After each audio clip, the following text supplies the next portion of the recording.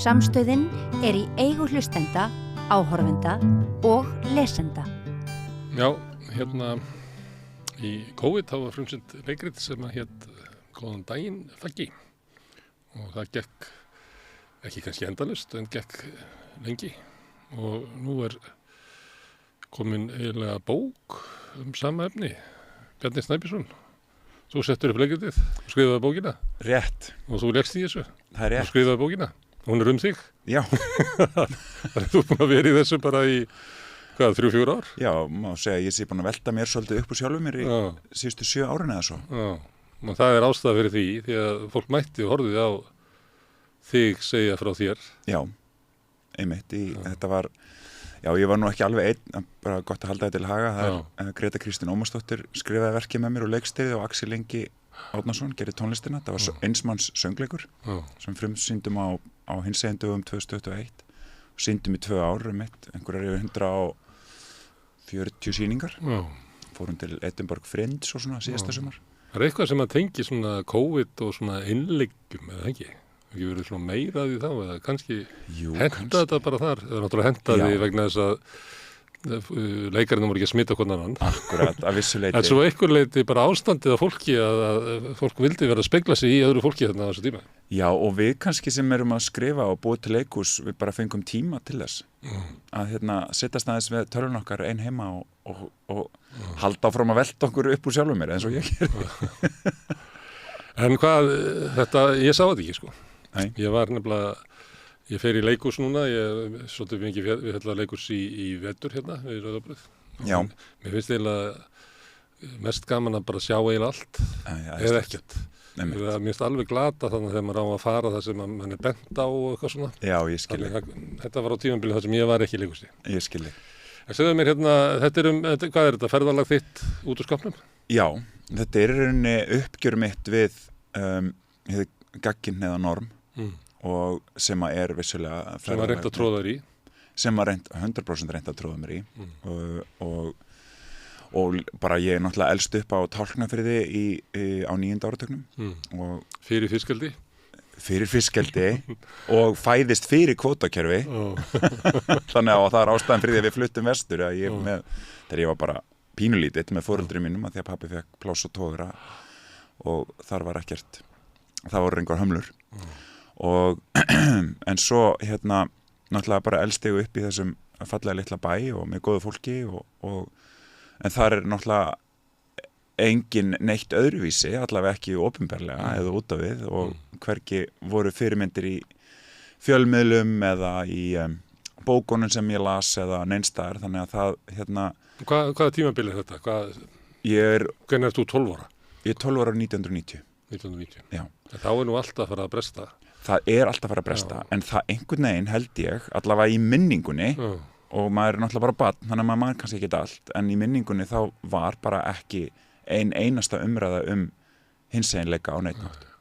Og ekki einu sinni mann ég eftir þegar ég var krakki að það var talað HVF og alnæmi. Og var það nú aldeilis að taka yfir. Þetta eiginlega þarna á þessu tímabili, sko. Það var mikil umræða í samfélaginu. Hvað vissir þú að þú værir homið það? Já, ég vissi það bara, já. Á þess að vita hvað í því fólst alveg. Já, og ég vissi það alveg. Og að ég væri, þú veist, einhvern veginn öðruvísi en bekkjarfélagar mínir. Já. Bara frá því að mannst eftir þeirra?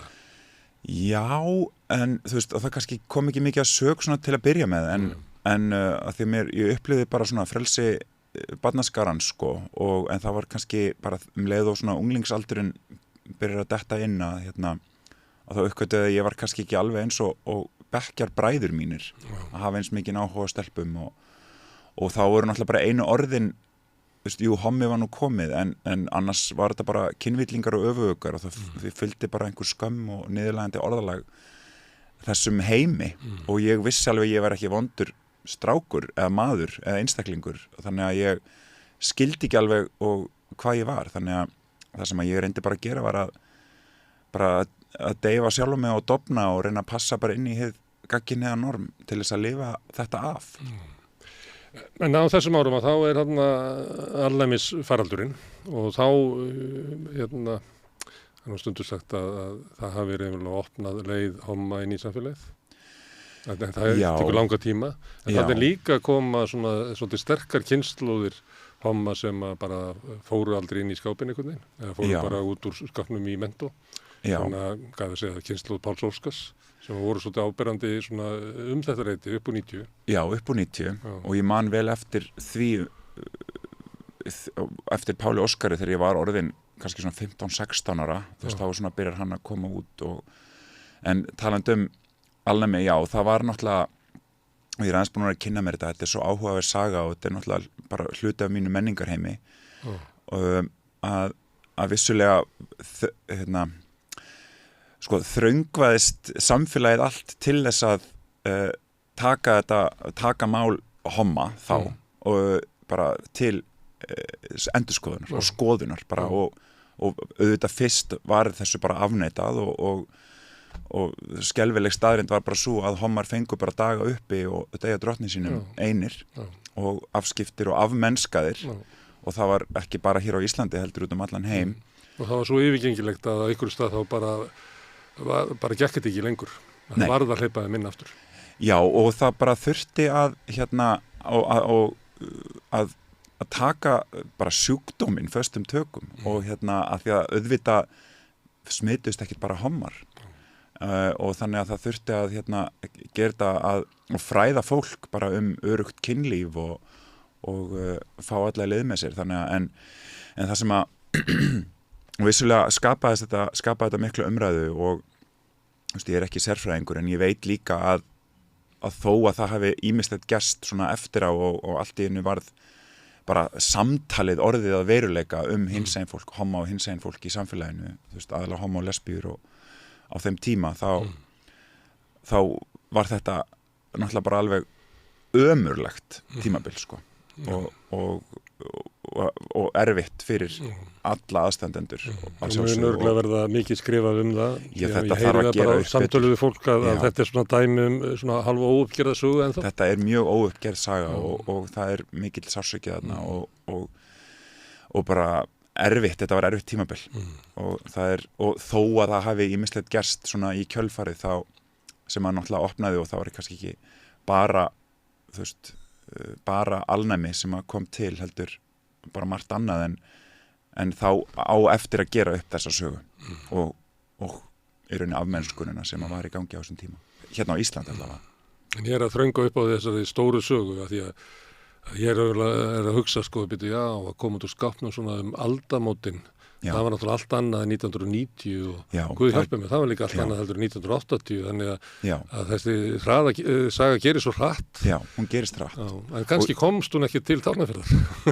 Í rauninni ekki. Kannski ertu bara 1980 hommi hérna á Tálknafirði. Já, en ég náttúrulega flytta heimann 16 ára, 94 til að fara í framhaldsskóla í Reykjavík og það náttúrulega opnaðist ýmislegt bara í mínum sjóldendahring og þú veist þó að ég hafi og til dæmis bara fyrsta ári í framhaldsskóla þá fór ég á hinsegin fræðslu hjá Páli Óskari og veit ekki hvaðan ég sótti hugrekki til þess það var eitthvað kvöld og ég bjó í Hafnarfirði hjá afa ömmu þannig ég þurfti að taka strætó sérstaklega allavega inn í MR búin að vera á skóladegi, fór aftur heim og fór svo aftur kvöldi til þess að sækja mig fræðslu og ég náttúrulega var ennþá bullandi mikið í skápnum og taldi mér trúum að mér þetta bara áhugavert umræðefni og ég ætlaði bara svona aðeins að kynna mér þennan heim sem að ég vissi ekkert Interessant. En interessant, akkurat en að sjálfsögðu skipti þetta með gríðalegu máli og bara að sjá hann í allir sinni gleði og hyspusleysi og hann að tala hvernig þetta er nú í einum stóra heimi og hvernig við vorum ekki að gera marga hluti þá var 94, 5 og þann vetur þannig að þá kynntist ég til dæmis fyrsta sinn hugtækinu hinsegin dag, Pride sýndu svona myndbönd af því hvernig þetta var að gerast í til dæmis Sydney í Ástralíu og alls konar þannig að þetta voru svona nokkrir mikilvægir pólar fyrir mig til þess að átta mig á að það væri nú kannski bara allt í lagi að vera ég en svo kemur í ljós og svo náttúrulega bara líður tíminn svona ef ég reyna að spóla fram til dagsins í dag og og ég finn og ég enda því að fara til Ástralíu til Sydney til dæmis og Canberra 20 til þess að bara út af þessu?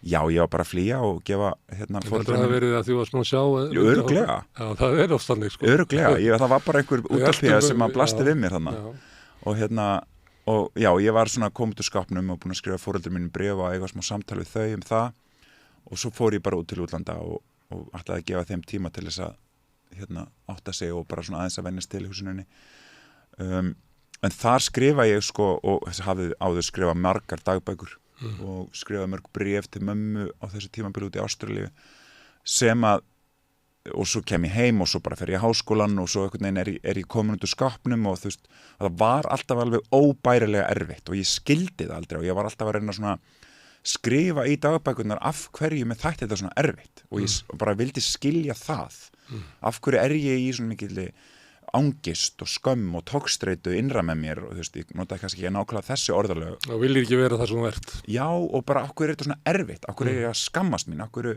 þori ég ekki að vera ég það var alltaf þetta sko og svo bara geymi ég þessar dagbækur og svo fer ég í háskólan og svo kemst ég inn í leikaranámið þannig að 2000 og ég kem út þarna 2000 ég fer inn í leikaranámið 2003 í listaháskólanum og búin við háskólanum í 2 ár og svo bara byrja bara lífið og ég gleymi þessum dagbókum og svo finn ég þar aftur fyrir nokkrum árum þegar ég er að taka til og flytja og skilja og fer eitthvað að glugga í þetta þá blasir við mér þessi mjög fyndni ungi maður og sem er fullur af togstreitu og sjálfshatri og ég bara spyr Gretu Kristínu vinkona mína hvort það væri til að búa til einsmanns söngleik upp úr þessu efni og bókin er í rauninni byggð á sama efni en er ekkit eins og söngleikurinn þótt er náttúrulega að eins að því leiti þetta mig líka og sama efni og svona svipað sögur en bara það er miklu meira til miklu meira efni sem að kemur til og það er meira frelsi og meira púður sem að ég set í það sko. En af hverju er þessi togstreita sumt svona bara í homakúltúr er svolítið svona eins og þessi litað af bara feginleikanum að komast út úr skápnum. Já. Þetta er eiginlega svona, stundum er það í öðru tilfelli það er svona bleiku ský, þannig að þetta er svona óraunsæ frelsistilfinning sem að allir þessi litir og þessi þessi útvortist tjáningöldsumul virðist vera sko tjáning þess sem er bara ógeðslega fegin að vera laus út úr skápnum. Já. En þú varst ekki fyrir þessum feginleika. Þú varst alltaf að reyna einhvern veginn að Nei. Sko, ég var ósáttur við þennan fugl sem var að springa út. Já, sko, þetta er og það er bara eins og lífið er og við sem erum kannski aðeins eldri vitum það að það er hægt að halda mörgum hlutum á sama tíma og upplifa margar hluti á sama tíma og hluti af því af komundu skápnum var að sjálfsögðu feginleiki að þurfa ekki að vera allt hvað að ljúga endalaust af fólkinu mínu og ekki að það sé hægt að gera ráð fyrir því að ég sé gagginniður. Það var bara svona endalausa áreitnin. Lýstu henni fyrir bara, þú veist ég tek ekki eftir henni þegar að vera tróða mér í það. Til dæmis bara að þú veist þegar maður er barn og unglingur að það sé bara alltaf spurt þegar þegar þú eignast kærustu þegar þú eignast konu og börn og þannig að það sé eina leiðin til gilds lífs og þú veist og það er til dæmis bara dæmum öráritni og auðvitað líka bara augljóst einelti og bara svona áreiti varðandi bara hvernig maður haga sér að talar þótt að þú veist, ég sé með þennan málróm þú veist, bara fekk ofta að heyra það að ég væri með svo stelpulega rödd þú veist, þótt ég væri með djúbrátaður en þú veist, ég talaði svo stelpulega áherslunar já, einhverjar áherslur eða einhver svona mýkt í raddblæ eða eitthvað svoleiðis og bara hvernig ég nota orðin mín bara á þetta svo dásamlegt og bara þessi maður eða þessi konur alveg yndisleg og eitthvað svona, þetta er bara eitthvað sem að ég vildi tjá mig svona en það var einhvern veginn sett niður í hvert einasta skipti. Og þetta sé bara örlítill bragðbrigðamöðunur, örlítlar áherslur þá erum við öll með rosa ratar hérna úti og bara tifar ef það kemur smá frávik ef þú ætlar að svíkja kallkynnið svíkja heteronormatífuna sem maður búið að skella mér inn í og ég átti bara einhvern veginn og það er engum einum að kenna heldur er þetta bara einhvern veginn svona samfélagi sem bara svona þú veist bara lokar mann einhvern veginn meira og meira inn í einhverju boksi og þú veist, og það að koma út náttúrulega frelsi frá þessu, allt í einu bara fæ ég að fæ ég leyfi hjá sjálfum mér og bara allt í einu, já, ég skil núna Bjarna aðeins betur, nú hann búinn að gangast við sér og til hamingju með það og allir voru bara með 100% stuðning þótt að hafi verið erfitt að mörgu leyti fyrir foreldra minni líka og alls konar. En það sem maður kannski situr svo eftir þegar maður komin út öráreitnin hefur festst og ég kallaði þetta, þú veist, eins og horsluma á vegg sálarinnar.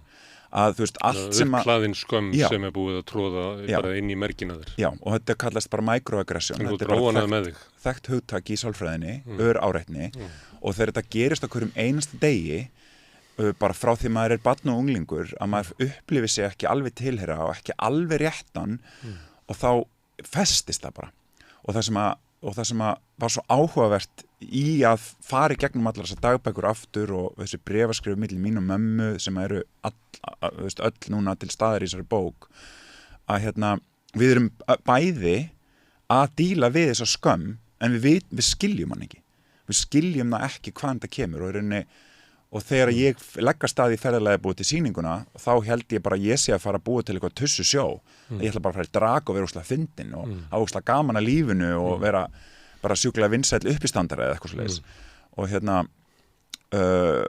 Og en svo bara fæ ég taugafall að því átta mig á því hversu mikið sjálfshattur ég hafði bara internalisað og hversu stór áhrif þessi öráreitni hafði á mig.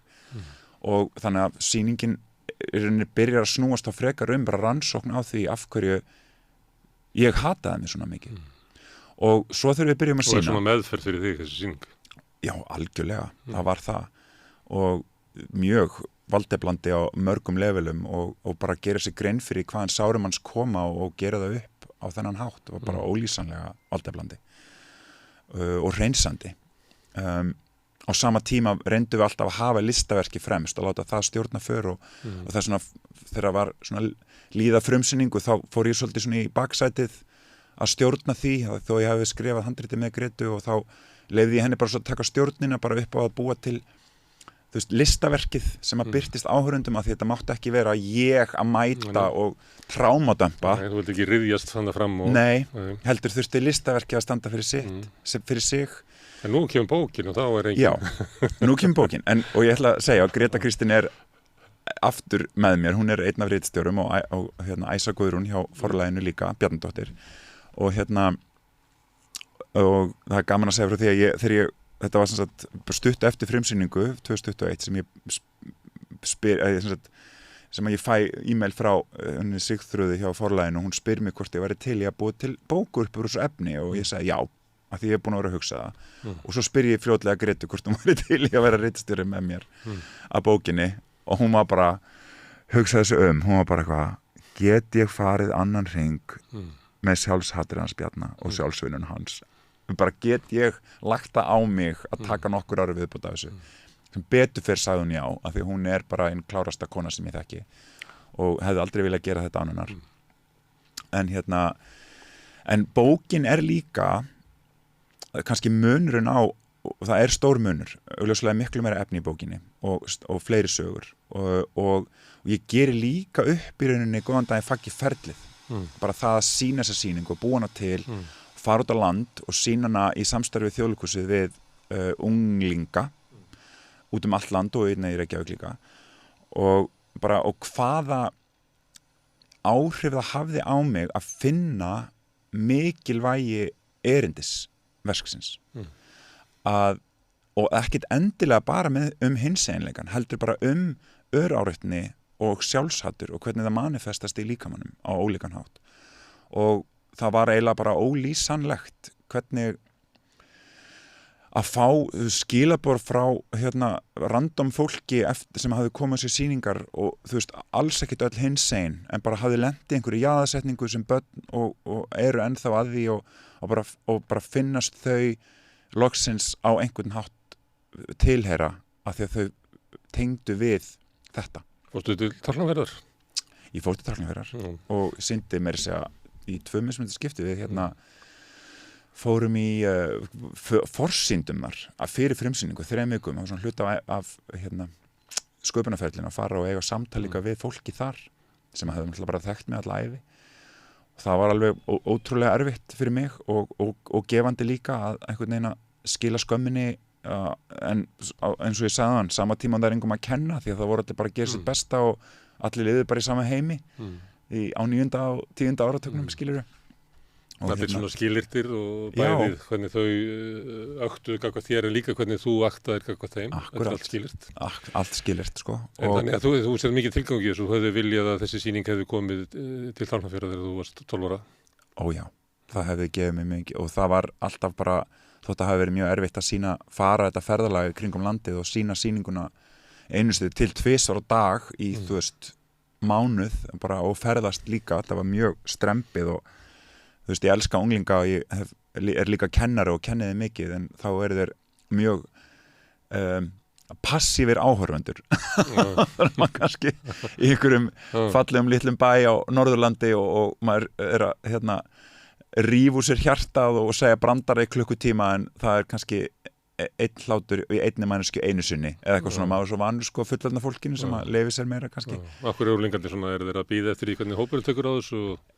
Kannski einhverju leyti og kannski líka bara vita ekki hvort þau megi hlæja eða og sum kannski tengja við eitthvað bara hvort sem það sjálfsögðu eða jaðarsetningu en við vorum alltaf með fókusin á þessum eina einstakling út í sal sem að mögulega hinsegin og við vorum kannski bara að mæta sem mikilvægar fyrirmyndir og tala hluti sem skipta máli og þá þetta allt þessi virðið að lokum sko. Einhver leyti þetta byggt á bréfinu til mömmuðinnar? Já.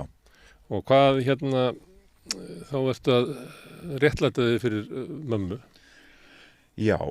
Og kannski ekki það, ég myndi ekki að nota það orðalag, það freka bara hvernig að eiga samtalið áfram af því að ég hafði sko komið út þarna í nóvember 99 gagnvart pabba mömmu, skrifaði þeim bréf við vorum á Tálknafirði, fór til Reykjavíkur og lagði bréfið undir kottan í mömmu af því þorði ekki að vera með þeim þegar þau fengu fréttirnar og svo kom ég aftur vestur og við áttum bara kærleiksríkt og gott samtal og ég var svona með mjög svo létt að ég veit ekkert af hverju en ég sagði þeim að ég væri mögulega tvíkynhneigður en ég vissi alveg ég væri það ekki.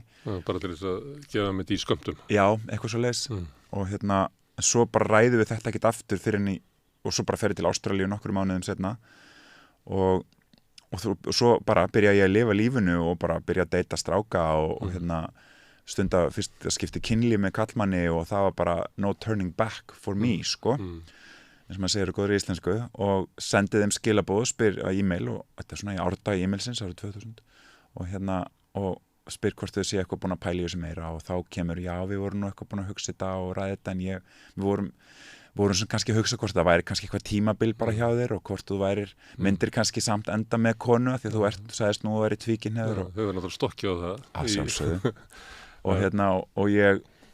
og ég man eftir þegar ég fekk þetta svar ég var svo reiður af því að ég hafði þá komist svolítið lengra úti og reiður og bara ekkert endilega réttlátt reiði en á einhverju leiti líka bara eitthvað en ég hafði bara fattaði ekki þá og ég var komið miklu lengra þegar ég var búin að vera að lifa lífinu mínu sem í sannleika loksins og það var svo mikið léttir og ég hafði ekki hleypt þeim inn í það þannig ég bara sagði allt ég sagði ég er búin að sofa manni það var geggjað ég er að deyta, það er ógeðslega gaman þið verður bara að díla við þetta og svo tóku við rosa bara svona alls konar bréfaskipti sem var bara bara eitthvað hún að mamma svona segja já ég er að skilja og hvað er þetta og svo kom ég ljós og hún vissi ekkit almennilega hvað samkynhneigð var og þá náttúrulega bara fattaði ég þarf að mennta hana þú veist, og að því að ég vissi það og þú veist þannig að ég var bara að laðast að öðrum kallmönnum og það vill til að ég er kallmaður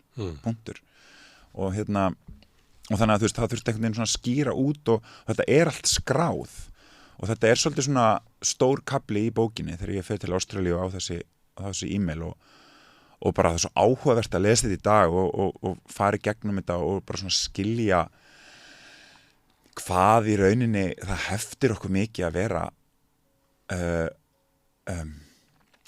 ekki upplýst og hvað vanþekking á málefnum bara lokar okkur mikið og svo bara náttúrulega svo tekur þetta bara stuttan tíma leið og hún bara byrjar að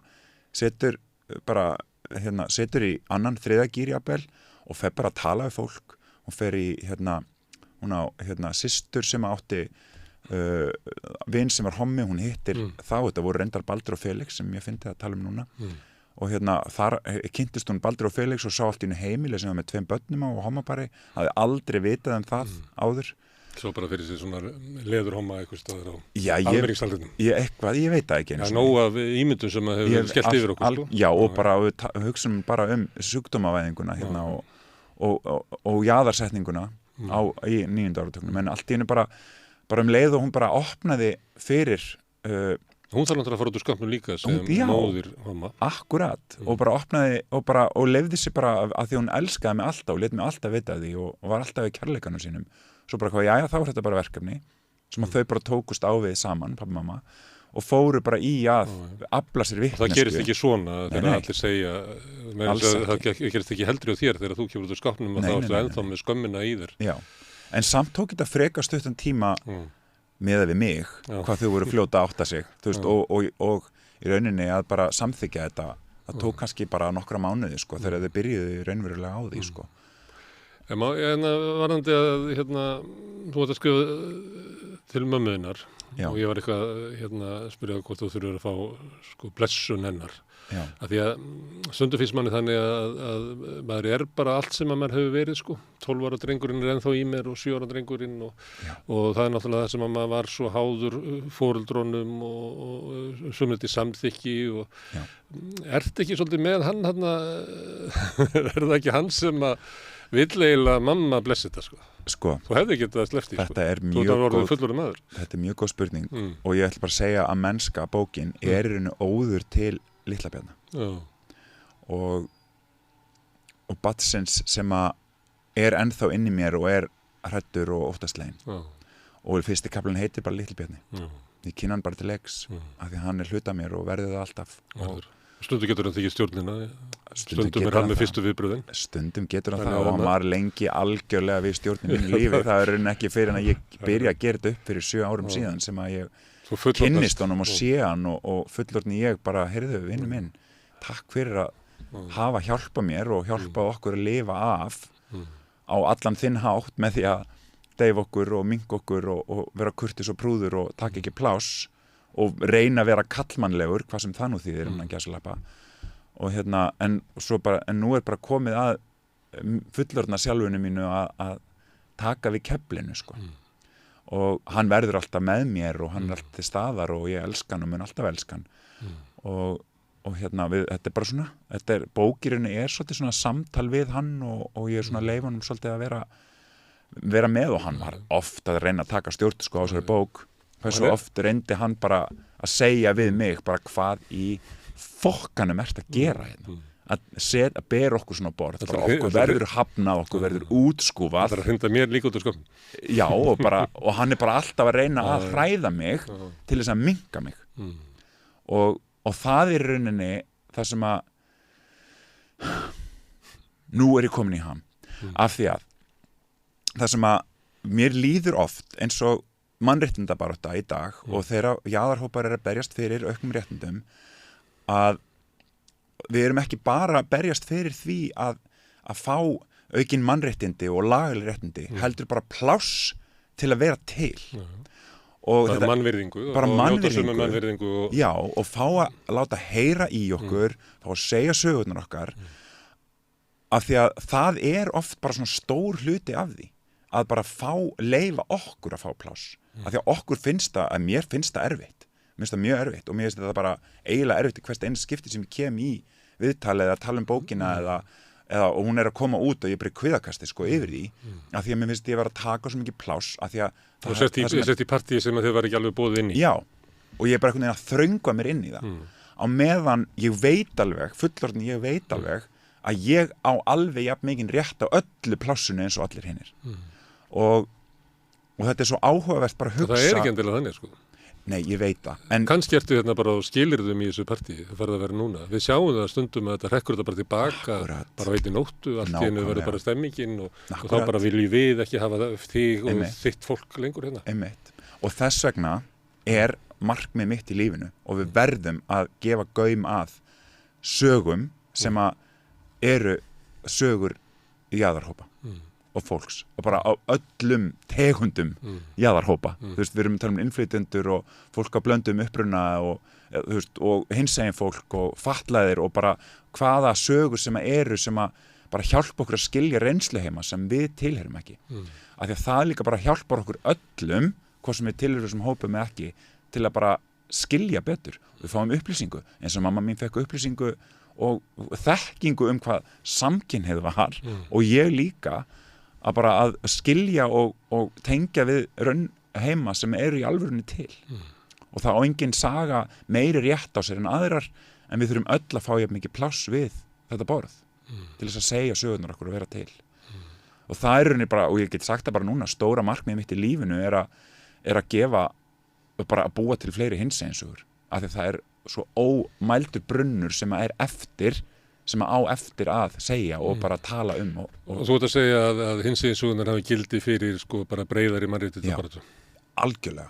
Stundum finnst manni það að barátta homo og lesbía sé að einhverju leyti getur verið fyrirmynd og það er mörg hugtök sem að koma þar sem er þess að fara út úr skápnum að það eru aðrir hópar sem að þurfa að gangast við sér. Þú veist að gangast við þér, ég meina, og svo sem kvennabaráttan gerði það líka. Algjörlega. Rauðsokkurnar gengust við sér sem konu. Akkurat.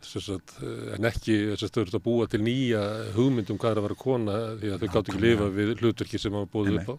Og við lærum öll og þetta á við fatlaða og þetta á við ótrúlega marga hópa að fyrsta skrifi er að gangast við sér. Algjörlega og segja hver maður er. Hið persónulega pólitískt er svona frasi frá rauðsokkunum sem er náttúrulega á við baráttu hommana líka. Nei, þetta er bara hárrétt og mér auðvitað er þetta mjög inspirerað af því og þú veist og mínar helstu fyrirmyndir í þessu eru til dæmis bara Billy Porter og bara innblástur af bókinni Billy Porter sem er svartur samkynhneigður leikari í Ameríku og allavega hinsegin, ég veit ekki hvort það er skilgrein þessi samkynhneigðan en Viola Davis leikona, hún er straight en svört og bara hvernig hún tókst á við það að vera svört frá bestu mikilli fátækt til að vera einn bara flottasta og vinsalasta leikona og besta leikona í heimi og Elliot Page leikari transmaður sem að gera magnaða hluti og skrifa líka bók og þetta er bara svona fyrirmyndir sem að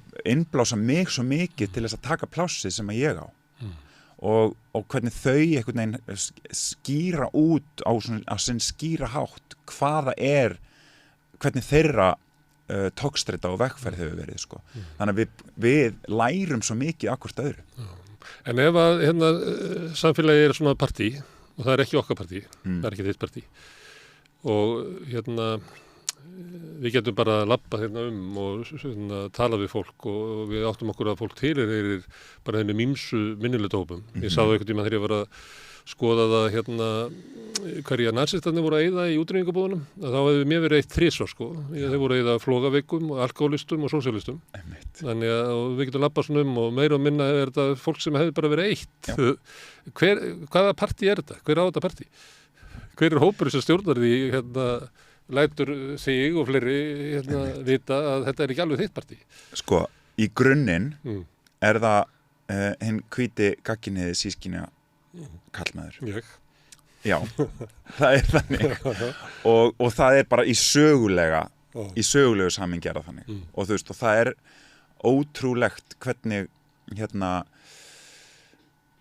er svo flókið en það er bara leið og við bara þurfum átt okkur á því leið og einhver segir og reynir að skamma aðra eða smána aðra til með valdi til þess að fá sinni fram þá er á hættulegum stað hvað sem það er og þú veist og það er bara eins og þú veist nýlendustefna, kolonialismi þú veist gerði bara út á það að græða peninga og valdniða fólk neppa í þrældóm og setja konurinn á heimilið og bara passa að þú veist á hvíti gagginni eða sískynja ófattaði kallmaðurinn fengi bara að halda svona völdum og þetta er bara kerfi sem að við hefum erft og ég ræði þetta líka í bókinni og við bara erum að En hlutastlega er það bara svo fáir sem að bara upplifa sem bara rétt borið til valda þetta er mitt sjó ég veit það er bara nærið allavega 1%. Ég veit það, en samt verðum við svo samtuna eins og ég var þátt í þessu leik að því að við bara erum að því að það er bara einhvern veginn normið og það er bara held ég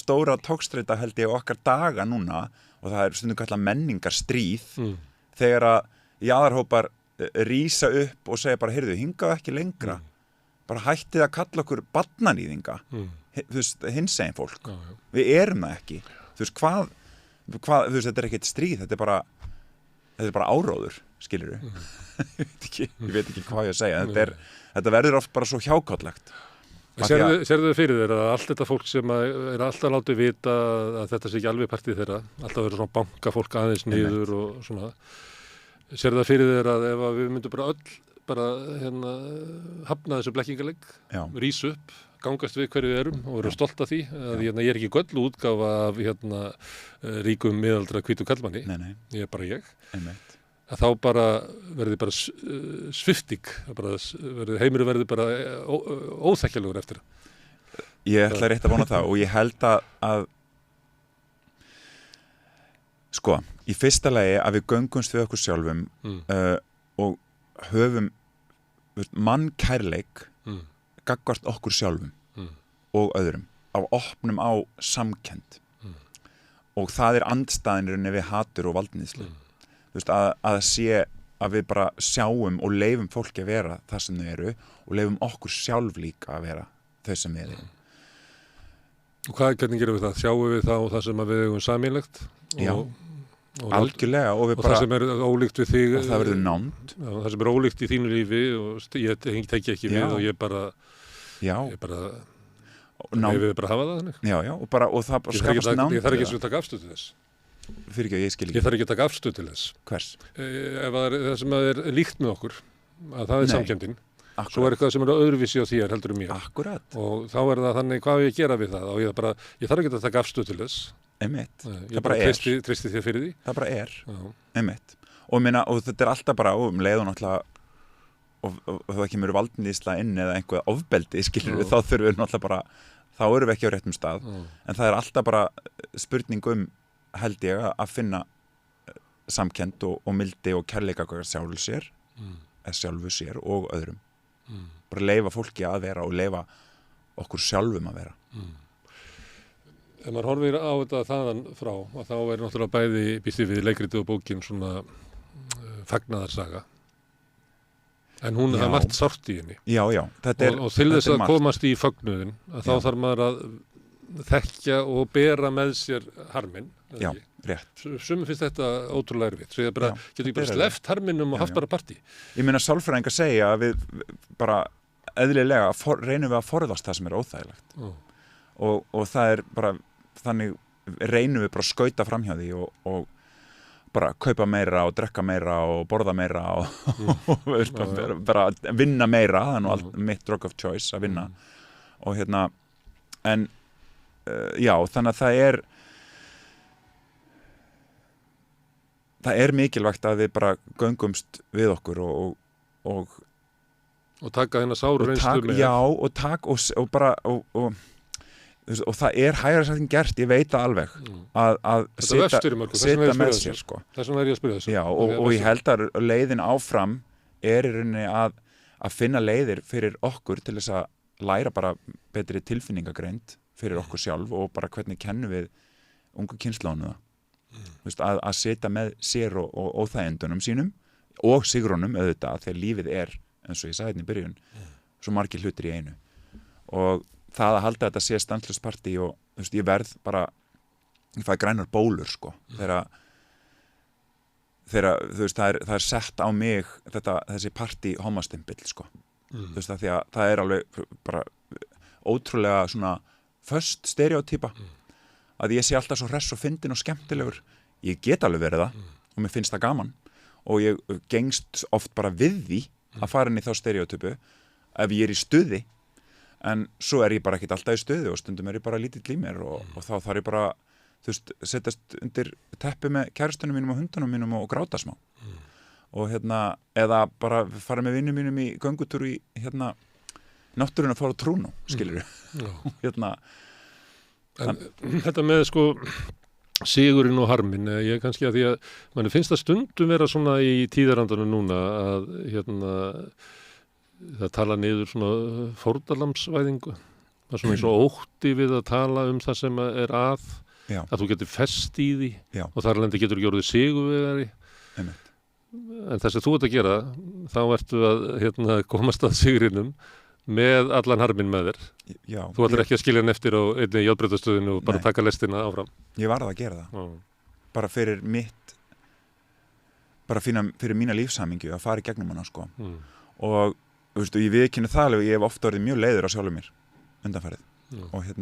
Og ég bara bara eitthvað einmitt eins og Greta sagði sjálf, bara eitthvað nenni ég að velta mér upp úr sárunum á Spjarna í nokkur ára viðbót og þú veist, og ég finn alveg að þetta er komið gott núna líka, þú veist, þetta er flott og ég er mjög stoltur af þessari bók og ég bara hugsa mig persónulega, ég vil bara bóki núna öðlu sitt líf og verði sín sjálfstæða eining og ég er alltaf tilbúin í samtal og ég bara, en svo þarf ég bara að halda mér við og líka bara hugsa hvað ég vil gera næst sem listamaður af því það er bara, lífið heldur áfram og ég þarf líka að halda áfram Ef þetta verið tölvuleikur þá ertu búið með þetta borð.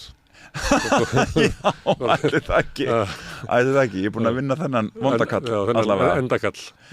Og jú, hans er alveg alltaf með mér, þú veist, og það er alltaf allt í einu í gangi, en það er, og ég þurfti bara að leyfa mér að vera fórnarlamb í smástund og ég þurfti bara að fara inn í það til þess að heila það og það verður lífsverkefni mitt líka. Mér finnst það eins og sé fyrst og fremst hommar síður svona lesbíur og hinsegin og kynsegin. Mér finnst svona eins og hommar séu svolítið eins og séu að endurskrifa sögu sína. Já. Þú ert svona komið úr skápnum um aldamótin. Sástu leikritið þarna hjá Árna Pétri? Já, og La Bloca. Já, ég sá það. Það er svona uppgjör og bara eiginlega saga. Einmitt. Og þar kemur margt fram sem að koma mér á óvart, sko. Einmitt. Til dæmis svona hvernig hann fjallar svona ofbeldið, hvernig það er samofið, sko, hommakúltunum á þeim tíma allavega. Ég veit ekki, ég kann ekki að meta það hvort að það sé ennþá þannig eða hvort það hafi verið sérstaklega á hans tíma. Hann er 12 ára, sko, bara snemma á 7. áratugum. Já, akkurat. Og ég tengi þetta bara við hanna því mér fannst þetta bara vera hans saga, sko. Einmitt. Þótt það hafi náttúrulega verið leikrit sem að margir koma að. Já, akkurat. Böðvar var að skrifa bók sem að var einhvern veginn svolítið svona uppgjör við svona tíman þegar samtöki 78 er að vera til. Akkurat. Því að það hefur orðið til kannski svona svolítið först saga svona pólitísku baráttuna. Einmitt. Og mér finnst eins og hann sé að draga fram svona þetta sé líka, sko, ég veit ekki, bara það að koma út úr skápnum og kultúrinn að það sé líka kannski pólitík að við mögum ekki, sko, þrengja hugmyndina það hvað pólitíkin er. Nei, við vorum bara að tala eitthvað sem að gerist á svona 4 mánuðum á Íslandi. Já. Þannig að mér finnst vera svona rosa ákefði í því að, sko, skrifa svo sögu. Það er það. Og það er kannski bara, og við þurfum líka átt okkur á því og það er kannski alveg rétt hjá þér að ég held að hommar séu bara að taka meira plás, en það er að því að við á einhverju leiti bara trónum á toppi forréttindana í hinsegin samfélaginu. Við erum flestir hvítir og ófatlaðir kallmenn og sískynja og þú veist, flestir og þannig að þú veist, við erum svona með þú veist, réttabætur hafa orðið mjög miklar og enda sýnileiki búin að vera mjög mikill, en við þurfum líka núna að fara að hugsa og samtökin 78 eru búin að setja í nokkur ár fara að gefa gaum að valdeflingu og bara passa vel upp á hinsegin sískinum okkar, trans og kynsegin fólk og intersex fólk og þannig að það þarf að Það er ekki allir að homma sammála þessu. Sömum finnst þess og þær áherslur séu svona að það sé yfirtaka á frelsisbaráttu hommasögunni. Já, einmitt. Já, ég er svo mikill sósíalisti að ég vil bara, við verðum öll að standa saman og finna leið gegnum þetta saman að því að leið og einn hópur er niður nýttur eða smánaður, þá erum við það öll og það er ekki að, eins og þú varst að segja á hann, það er ekki að draga bara einn hóp fram og hjálpa honum, það leið og einhver annar hópur hefur það ekki eins gott, þá hefur við það öll ekki eins gott. Þannig að við þurfum að passa upp á hvort annað, sko. Og bara fleiri fyrirmyndir og þú veist, skrifa fleiri leikrit, bíómyndir, sjónvarpsþætti, bækur alla flóru hinsegin fólks og þú veist, og ég bara að gera það með því að þú veist, bara tala homma núna því að ég hommi, en það væri svo og ég bara hlakka svo til þegar að kemur bók eða leikrit sem skrifað af til dæmis transmannesku á Íslandi og það algjörlega þörf á því og það mjög spennandi að bara... Og svo þetta löngleið að þetta getur verið í litlu leikhús einhvers staðar og á hinsegin dögum og svo fyrir þetta langa leið en svo kannski erum við með svona meginströmm samtal hvernig við ætlum að móta samfélagið og þá þetta einhvern veginn ekki komið þangað sko. Það umræðan, það ekki stýrt út frá því að við séum fjölmargir hópar og minniluta hópar og við séum svona samfélag. Heldur svolítið látið eins og við séum á einni leið og þeir sem taka ákvörðunina eru bara sama leið og var alltaf. Einmitt. Það feðraveldið það? Nennir að spyrja mig aftur. Það tökum svona umræða sem við eigum hér í samstöðinni hérna. Þú byrjar að setja leikritið upp á hinsegin dögum í litlu leikhúsi. Þannig að samfélagið sætti sig við það að þetta sé rætt með þessum hætti. Í einhverjum minni sölum hérna. En hérna í stóra salnum hérna uppi, þar sem að samfélagsumræðan fer fram, að hún ennþá á grundvelli okkar. Þannig að já, þetta að vissu leyti feðraveldið. Vissulega, og þú veist, að það bara áhugavert, þú veist, og það alltaf bara pólitískar ákvarðanir og þú veist, bara hvaða leikrit eru sett upp og hvaða leikrit eru ekki sett upp.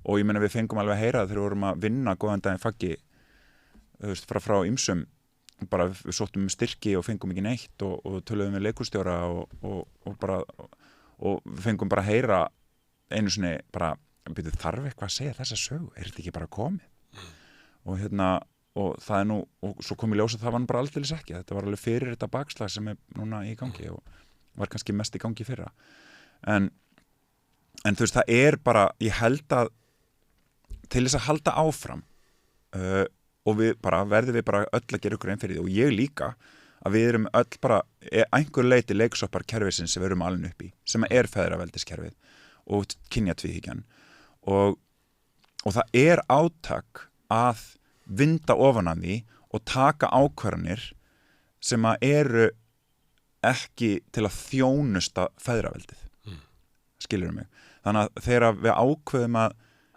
bara nú tökum við einhverja ákvörðun sem að gagnast fleirum og þá þarf bara það að vera ég þarf bara endur pínu forrita hvernig ég hugsa ég þarf bara já en við erum alltaf búin að gera svona nú þurfum við bara að vinda ofan af því og gott dæmi þetta til dæmis hvernig hlutur kvenna hefur verið leiðréttur í leikhúsum á Íslandi bara síðustu ár þú veist það bara verið að passa rosa vel upp á það því að var bara tekin bara allt í nú var meðvitund hversu fár konur voru að leikstýra hversu fár konur voru að fá hlutverk fyrir konur þetta var bara þegar ég verið í leiklisskólanum fyrir 15 árum það var það bara þannig bara já, það eru miklu færri konur að leika af því það eru svo fá hlutverk fyrir konur og það bara í svona sögulegu samingi miklu fleiri verk skrifuð af kallmönnum og þá skrifa þeir kallmenn og ef þeir voru að skrifa konur þá voru þær bara einhvern veginn svona leiksoppar kallmanna sinna og þú veist, voru bara einhverjar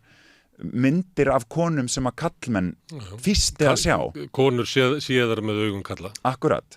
Og núna bara búið að vera að vinna gaggjart í því að auka hlut kvenna sem betur fer og bara geggjaðir einleikir í gangi núna í Þjóðleikhúsinu til dæmis, Saknarilmur og Orð gegn orði og bara rosa flott vinna í gangi. Þannig að það þarna erum við komin áfram og sagan sýnir sér að þetta alveg hægt þegar við þóttu við erfum eitthvað kerfi, eitthvað svona kerfislega hugsun, þá getum við bara meðvitað, ef við tökum meðvitað skref, þá getum við undið ofan að því og við getum bara refókusað og fundið leiðir til þess að gefa öllum jafn mikið vægi. Já, og svona gefið fleirum hugmyndum að þessi heimur sem við erum í að þau séu velkomin. Og já, og þau fá tilheyra. En ég gleymdi einu af því að þetta náttúrulega leikrit og svo þetta bók, en þú líka með podcast. Já. Af því við erum í podcasti, sko. Já, akkurat. Takk fyrir að nefna það. Já, ég var að byrja hlaðvarp og sem að heitir Mennska og þetta nálgast allstaði núna og hvað, ertu þá að messa þar eða ertu já, ég er bara að predika? Ég er bara að innræta hinseginleika. Nei. Sum podcast eru þannig að fólk bara talar bara í mónunum. Nei, ég er ekki að gera það. Nei. Ég er í rauninni bara að taka samtalið áfram að því mér er erfitt að skila þessari bók og bara í janúar og svo bara býði 3 mánuði og svo er hún bara til og ég get ekki breytt neinu af því að það er góðið við leikhúsið að maður er alltaf með og ég er svona hlut af uppgjörunu sko og listinni en það mér langaði bara að halda áfram samtalinu og bara dýfka þessa hluti ennþá meira því mér finnst sko ef maður ætlar að tala mennsku þú veist það er náttúrulega óendanlegt hvað er hægt að tala og mér langaði bara að halda áfram og bæta við einum lit í hverju viku og tala við áhugavert fólk sem er að gera heiminn að betri stað. Hvers svona fólk þetta að fá í samtal? Sko ég er að fá hinsegin fólk, aktivista, fólk í mannréttindabaráttu og sálfræðingar líka og bara svona tala bara þetta mennska í okkur öllum. Bara hvernig við getum gert heiminn að betri stað og hvernig við getum hort inn á við og hjálpað öðrum og bara alls konar þannig. Já, ég er svolítið hrifinn að podcasti, svo ég sitt hérna og kalla á þig og fæði bara að spjalla við þig, þetta er náttúrulega ákveðin forréttindi. Þetta er það og þetta er fyrir mér næsta borð í tölvuleiknum. Ég hef líka trú á þessu að podcasti muni bæta samfélagið, að við sem að fara út úr bloggtímanum, þar sem að fólk satt og þrumaði skoðunum sínum yfir okkur. Akkurat. Því að í podcasti þá getur maður náttúrulega komið fram sjónarmiðum sínum, en maður verður að gera það fyrir framan aðra og í samtali. Sko. Já, akkurat. Og líka bara biðja skýringar því að ég skil ekkit alltaf allt og ég bara vil endilega læra af fólki sem kemur og tala við mig. Gaman að þessu. Gangið bara sem best í þessu öllu. Takk kærlega fyrir. Takk fyrir. Og ég bið að heilsa honum Litla Bjarna sem að gegn með þér. Takk. Við ætlum að hins vegar að sitja hérna áfram að reyna að skilja þennan heim sem við lifum í. Næsti kafli er eftir augnablik. Erfiðleikar heimila verkafólks hafa hríðversnað frá árinu 2021. 6 af hverjum 10 félögum í Eflingu eiga nú erfitt með að ná endum saman. Hvernig getum við réttlætt það? Efling stéttarfélag. Barátta fyrir betra lífi.